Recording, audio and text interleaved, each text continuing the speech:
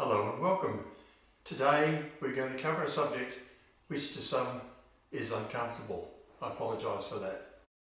In September 2019, my wife and I were visiting Wuhan in China, soon to be known as the epicentre of COVID-19. On the 11th of March 2020, the World Health Organization declared that COVID-19 was a pandemic. The state of Western Australia applied border closures to the rest of Australia on April 5th, 2020.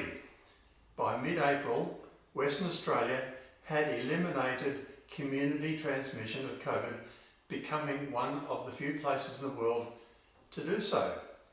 These restrictions applied for 697 days until March the 3rd, 2022.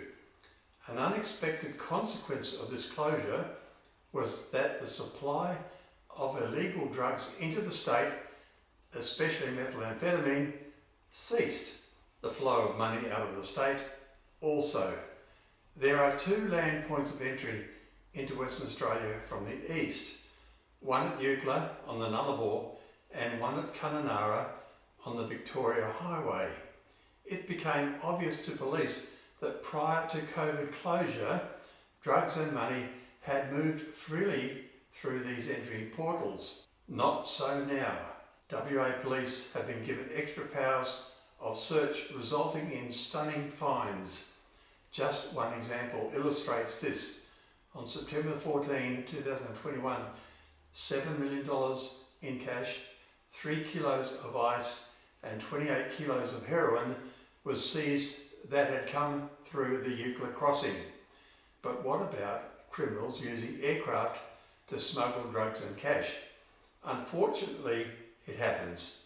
Luckily, Australia doesn't have the proximity to where drugs are sourced, as is the case for America.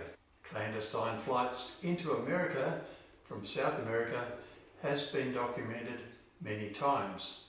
To the north of Australia is New Guinea and Indonesia and a lot of ocean. Yet our immense coastline and lack of population centres are attractive to smugglers.